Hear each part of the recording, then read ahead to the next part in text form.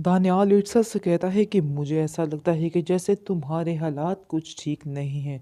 तुम मुझे काफ़ी ज़्यादा परेशान दिखाई देती हो। जिस पर इर्सा कहती है कि नहीं, आपको गलतफ़हमी हुई है, ऐसी कोई बात नहीं है।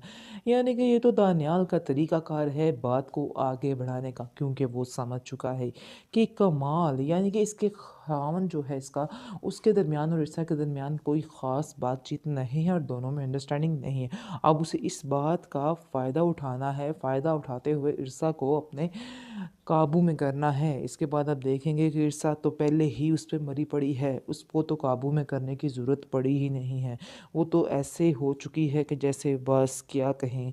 आप देखेंगे कि दानियाल उसको अपनी बातों में इस कदर कवर कर लेता है कि कमाल का फ़ोन वही अटेंड नहीं करती वो, और जैसे ही उसकी कॉल आती है तो दानियाल कहता है कि इसका फ़ोन क्यों उठा रही हो? आखिर अगर आप दोनों की अंडरस्टैंडिंग नहीं है, क्योंकि अगर तुमने कोई फ़ैसला करना है तो तुम्हें अभी से ही लेना पड़ेगा। जितना देर करोगी उतना ही तुम्हारे लिए मुश्किल होता जाएगा। इसलिए तुम्हें कोई भी फ़ैसला लेने में बिल्कुल भी देरी नहीं करनी चाहिए। आगे सिरसा कहती है कि मैं भी यही सोच रही हूँ, लेकिन अभी मुझे कुछ थोड़ा वक़्त चाहिए, क्योंकि अभी मैंने अपने आप को इस चीज़ के लिए तैयार नहीं किया है, क्योंकि मैं कमाल के साथ वैसे रहना तो नहीं चाहती। लेकिन कमाल जो है वो इस कदर बुरे भी नहीं हैं कि उनके साथ ना रहा जाए। उन्होंने आज तक मेरी हर ख्वाहिश को पूरा किया है। जिस पर वो कहता है कि अगर ज़िंदगी गुज़ारने का मज़ा ना हो तो उसकी ख्वाहिश का क्या फ़ायदा? यानी कि तुम्हें जो स्टेप लेना है फ़ौरन से ही लेना होगा। ईर्षा की जबकि मुलाकात दानियाल के साथ होती है तो वो काफ़ी ज़्यादा उससे इम्प्रेस होती है, क्योंकि दानियाल को तो बहुत ही ज़्यादा तरीका होता है कि कैसे किसी को इम्प्रेस किया जाता है। इसके बाद अब देखेंगे कि ईर्षा समझ रही है कि वो बहुत ही अच्छा लड़का है, जिसकी वजह से वो उसके और ज़्यादा करीब आती जाएगी और उससे बातचीत का सिलसिला इसी तरह से शुरू हो जाएगा। इसके बाद अब देखेंगे पहले तो बात दोस्ती तक ही रहेगी, यानी कि वो इसको कहेगा कि मुझे आपसे मिलकर काफ़ी ज़्यादा अच्छा लगा है।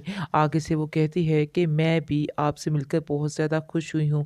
दोनों की काफ़ी देर बातचीत चलती रहती है, क्योंकि इनकी पहले तो अचानक से मुलाकात होती है, लेकिन फिर दोबारा से जैसे ही उनकी मुलाकात होती है तो उनकी आपस में गहरी दोस्ती हो जाती है। इस चीज़ का कमाल को तो ख़ैर बिल्कुल भी नहीं पता, लेकिन आप देखेंगे कि ईर्षा जो है काफ़ी दिनों से कुछ खामोश-खामोश रहने लग जाती है, जिसकी वजह से कमाल परेशान है। कमाल ईर्षा से कहेगा कि आखिर अब तुम्हें क्या परेशानी है? अब तुम परेशान क्यों हो? क्योंकि मैंने तो तुम्हें इजाज़त दे दी है और खुली छूट दी है, जाओ जाके जॉब करो और अपनी लाइफ़ बनाओ। फिर आखिर इसमें टेंशन वाली बात क्या है?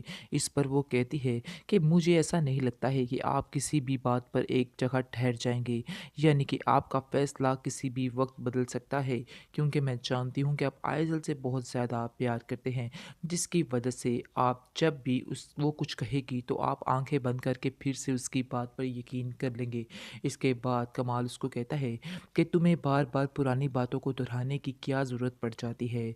मैंने तुमसे कहा ना कि मैंने तुमसे यकीन कर लिया और तुम्हें हर चीज़ की परमिशन देता हूँ, तो फिर आखिर पुरानी बातों को बार-बार अंदर तुम क्यों लेकर आ रही हो? जिस पर ईर्षा खामोश हो जाती है और कहती है क्या आप मुझे इस बात पर वादा कर सकते हैं कि आइंदा से कभी भी, यानी कि आने वाली ज़िंदगी में कभी भी आप मुझ पर शक नहीं करेंगे? इस पर कमाल कहता है कि तुम बेफ़िक्र हो जाओ, ऐसा कभी भी नहीं होगा। दरअसल दनियाल को समझ आ चुकी है कि ईर्षा की कमाल के साथ नहीं बनती है और उन दोनों की आपस में बिल्कुल भी अंडरस्टैंडिंग नहीं है, क्योंकि अब कमाल काफ़ी ज़्यादा कोशिश करता है और फ़ोन पर भी उससे बातचीत करने की कोशिश करता है, लेकिन ईर्षा हमेशा बात बात पर उसको टाल देती है और कहती है कि मैं बहुत मसरूफ़ हूँ, मैं आपसे बात नहीं कर सकती हूँ। लेकिन वो बहुत ज़्यादा खुश होती है दानियाल के साथ और काफ़ी देर बातें और गप्पे लगाती रहती है। इसके बाद आप देखेंगे कि कमाल कहता है क्या तुम मुझे मिलवाओगी नहीं दानियाल से? तो आगे से वो कहेगी कि हाँ, मैं आपको ज़रूर एक दिन मिलाऊँगी। लेकिन अचानक ही उनकी मुलाकात हो जाती है, जिसकी वजह से वो दानियाल को देखकर एकदम से चौंक सा जाता है, क्योंकि जैसे ही वो ईर्षा और दानियाल को देखता है कि वो दोनों आपस में काफ़ी ज़्यादा खुश हैं और काफ़ी ज़्यादा बेतकल्लफ़ाना अंदाज़ में बातें कर रहे हैं, जिसकी वजह से देखकर कमाल काफ़ी ज़्यादा हर्ट होता है।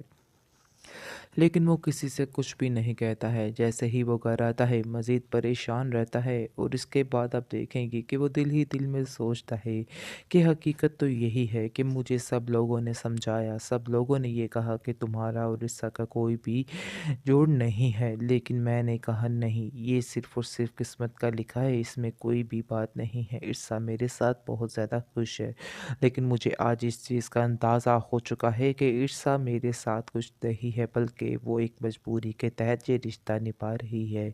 आज मुझे इस चीज़ का अंदाज़ा हो रहा है।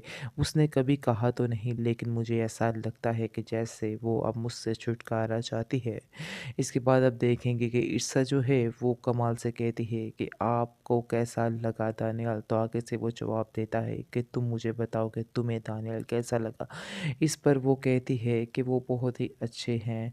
इसके बाद वो समझ जाता है कि दाल में कुछ काला है, कोई ना कोई कहीं न कहीं गड़बड़ ज़रूर है। दूसरी तरफ आप देखेंगे कि उसकी फूफो कमाल की घर में रहने के लिए आ जाएगी और जैसे ही घर में रहने के लिए आएगी तो देखेगी कि घर का माहौल बहुत ज़्यादा ख़राब से ख़राब होता जा रहा है, जिसको देखकर वो काफ़ी ज़्यादा परेशान होती है क्योंकि ईर्षा जो है वो पहले वाली ईर्षा तो रहती ही नहीं।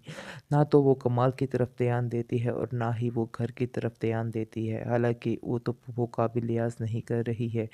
जैसे ही वो घर में आती हैं तो सारा कुछ छोड़-छाड़ कर वहाँ से चली जाती है और अपनी ही ज़िंदगी में मगन हो जाती है, जिसको देखकर उसकी फूफो कमाल की काफ़ी परेशान होती है और कमाल को बुलाती है कि मैं तुमसे कोई बात करना चाहती हूँ। जिस पर वो कहता है कि आखिर ऐसी क्या बात है कि आपने मुझे बुलाया? तो आगे से वो कहती है कि मैं तुम्हें कहना चाहती हूँ कि ईर्षा के मिजाज मुझे कुछ ठीक नहीं लग रहे हैं।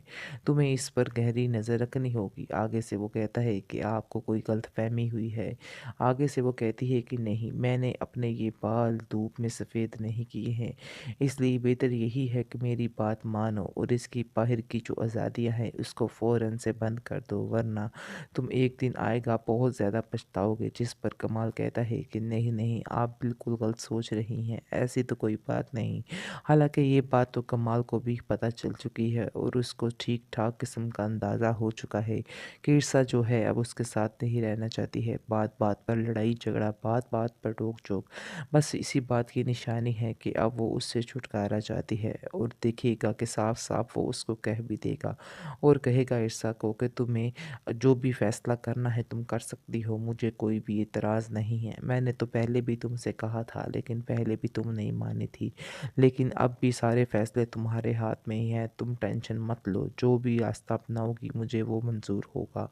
आगे शीर्षा कहती है कि मैं कुछ वक़्त चाहती हूँ और मैं वैसे भी तुम्हारे साथ नहीं रहना चाहती, लेकिन मुझे कुछ थोड़ा-सा वक़्त दो, ताकि कुछ वक़्त के बाद मैं सारा कुछ हैंडल कर सकूँ और तुम्हें छोड़ने पर भी आमादा हो सकूँ।